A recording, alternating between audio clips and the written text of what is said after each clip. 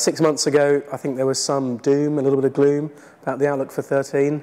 There'd be no Olympics, there'd be no Jubilee, there'd be no special events. But actually, media company share prices and advertising trends in general are better than we could have hoped for. Is it sustainable? It's not 100% clear. But I think the growth of mobile, frankly, is giving the market in general an extra leg, which is very much welcome. Because what you're seeing is mass penetration of mobile devices, handhelds, tablets, from across all the providers, which is probably beyond what anybody could have expected.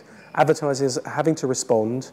Advertisers in general, the big corporates, have been sitting on cash, sitting on their hands for a long time, but they realise this is a big shift in consumer behaviour. They need to respond, so they're engaging their agencies. And it doesn't matter that there are no special events. It's more about responding to the technology and the opportunity which is now available to communicate with advertisers. And plus, don't forget a little bit, we mustn't forget economically, things aren't quite as bad as they might have felt maybe 4 or 5 months ago. Growth rates here in the UK are looking fairly solid.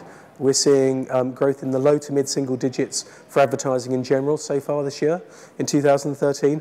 But within that, note that mobile would be growing at double-digit rates and traditional media, unsurprisingly, at much lower growth rates. But nothing's in negative territory, everything is growing. So I would expect that advertising growth for this year in the UK will be sort of low to mid-single digit, with mobile and newer media growing higher, traditional media growing lower. For the agency sector, I think the big challenge is, quite frankly, getting digital right, getting the right people in place and charging the clients the right amount of money.